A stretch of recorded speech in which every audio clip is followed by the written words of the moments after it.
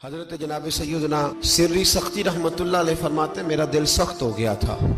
میں بڑا پریشان رہتا تھا۔ حضرت معروف کرخی رحمت اللہ علیہ کی بارگاہ میں کئی دفعہ عرض کی،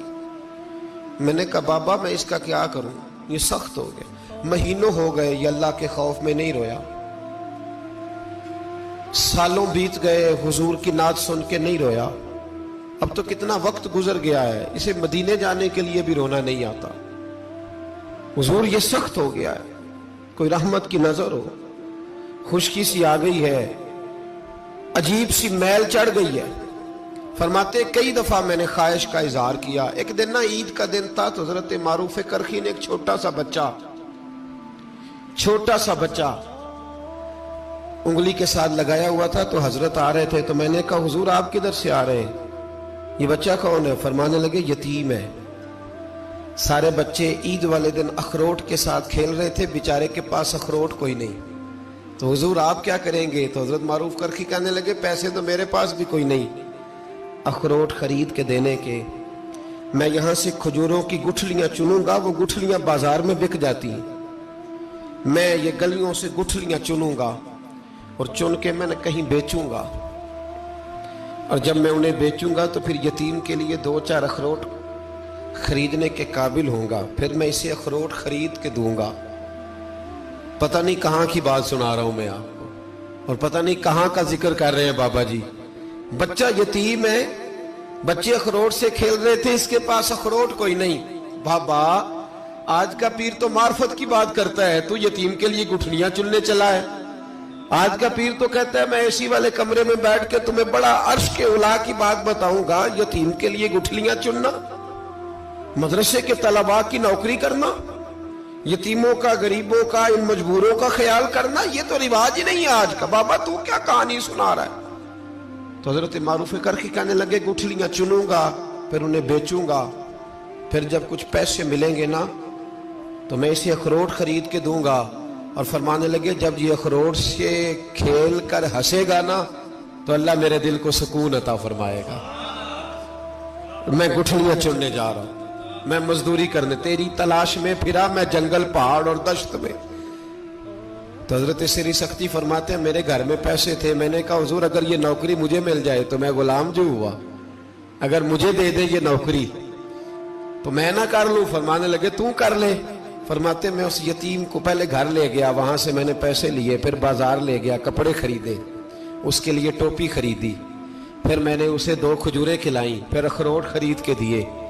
حضرت سیدنا معروف کرخی کہتے ہیں اس کو میں نے چیزیں دے کے نا، وہ بچہ تھا، بچے ہی ہوتے ہیں،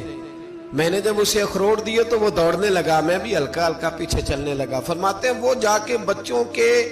گروہ میں مل گیا، وہاں درجنوں 20 بچے کھیل رہے تھے، وہ مل گیا، وہ کھیلتا رہا۔ آپ فرماتے ہیں لوگوں اس دن میرے رب نے میرے دل کو اپنے قرب کی لذت بھی عطا کی، اور میرا دل تھا میرے سینے پر ساری رات، تھا میرے سینے میں میرا دل، پر ساری رات میرے نبی کے قدموں کا طواف کرتا رہا ہے۔ اب نہ لگ گیا ہے، پاک ہوئے تے پاک بھی ملدا ہے، اے بنا پاکوں پاک نہیں ملدا۔ سادے وجود نو تون دے نالوں اکو تولا ٹکڑا دل دا، دل لگا کے، دل لگ جائے تو پھر وہ لگ جاتا ہے۔ آپ یقین کریں لگتا ہے تو مزہ دیتا ہے، اور جب تک لگتا نہیں پھر کوئی بھی کیف سرور حاصل۔ امام زین العابدین رضی اللہ تعالیٰ عنہ مولا علی شیر خدا کے پوتے،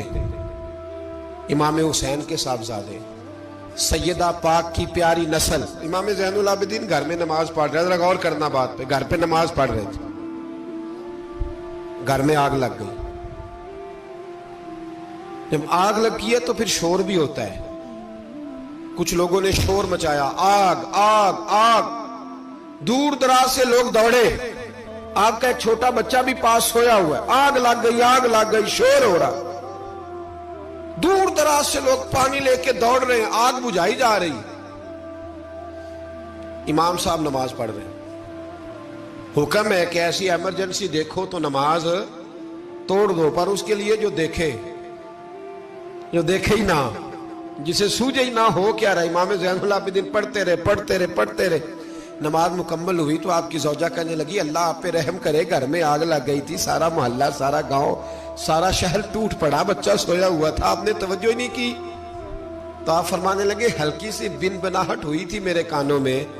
پر میں اللہ کی نماز پڑھ رہا تھا، پر میں اپنے رب کی میں اس کی نماز پڑھ رہا تھا، تیرے عشق کی انتہا چاہتا، تیرے عشق کی انتہا چاہتا، تیرے عشق کی انتہا چاہتا، میری سادگی دیکھ کیا چاہتا ہوں، ذرا سا تو دل ہے مگر شوخ اتنا، وہی لن ترانی سنا چاہتا ہوں، مجھے کیا خبر ادھر کیا ہو رہا، ادھر میں تو اس کے ساتھ میرا تعلق تھا، میں تو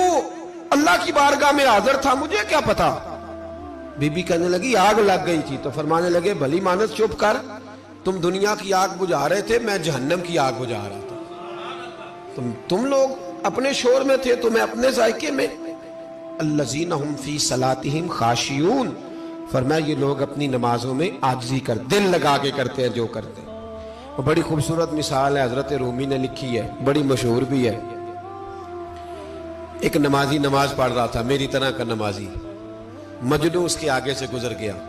لیلا کے گھر جا رہا، تو نمازی اتحیات پہ تھا، اتنی دیر میں اس نے بھی نماز مکمل کر لی، تو پیچھے سے جا کے مجنو کا گریبان تھاما، کہنے لگا شرم نہیں آتی تجھے، مسئلے کا نہیں پتا، نمازی کے آگے سے نہیں گزرنا چاہیے؟ تو کہنے لگا یار معاف کر دو، مجنو کہنے لگا معاف کر دو، غلطی ہو گئی، حالانکہ شہزادہ تھا، پر معافیاں کیوں مانگ رہا ہے؟ اس لیے کہ کسی سے دل جو لگ گیا ہے، عاجزی آ گئی، ان کے چل یار معاف کر دے، تیری مہربانی، نمازی ناراض نہ ہو جائے، نمازی بڑے ڈاڈے ہوتے ہیں، کئی دفعہ بڑے سخت ہوتے ہیں، نمازی تھا بڑا پکا، تو وہ کہنے لگا نہیں، نماز خراب کر دی تو نے، تجھے پتہ نہیں آگے سے نہیں گزرنا چاہیے، اور ویسے بھی زمانے کا رواج ہے، جو معافی مانگ لے لوگ سمجھتے ہیں بزدل ہے، یہ بھی بڑا مسئلہ ہے، آپ تھوڑا سا کہہ دیں کہ جب دیکھی جائے گی جو ہوگی، لوگ سمجھتے ہیں نہیں ہے دم کم، معافی مانگ لے سامنے والا بگڑ جاتا ہے، الا ماشاءاللہ، لیکن اس کا مطلب یہ نہیں کہ ہم معذرت کرنی چھوڑ دیں، وہ اگر بری عادت پہ ہے تو ہم نے اپنی اچھی عادت کو قائم رکھنا ہے، تو کہا جناب معاف کر دے، تو نمازی کہنے لگا نہیں تجھے عقل نہیں ہے، نمازی کے آگے سے نہیں گزرنا چاہیے، پھر مجنون نے بڑی بات کر دی، پھر ایک عاشق نے عاشقوں والا جملہ بولا، پھر ایک محبت کرنے والے نے بڑی بات کی، کہنے لگا یار نمازی میں تو معافی مانگ رہا ہوں تو نہیں دے رہا، چل ایک سوال کا جواب ہی دے دے کہ میں تو عورت کے عشق میں جا رہا تھا، مجھے تو نظر نہیں آیا کہ تو نماز پڑھ رہا ہے، میں تو بی بی کے عشق میں تھا، مجھے تو نظر نہیں آیا، تو بتا تو رب کے عشق میں تھا، تو مجھے کیسے دیکھ رہا تھا، میں تجھے کیسے نظر آیا، حالانکہ تو اللہ کے عشق میں کھڑا تھا، مالک حقیقی کی محبت میں تیری میرے اوپر نظر کیسے پڑ گئی، میں تو عورت کے عشق میں تھا۔ اب نمازی صاحب شرمندہ ہو گئے، مجنو کہنے لگا آج کے بعد جب رب کی بارگاہ میں کھڑے ہونا نا تو والذین آمنوا اشد حبا للہ، پھر نماز کے لیے نہیں، اس کے پیار میں بھی کھڑے ہونا، دل لگا کے کھڑے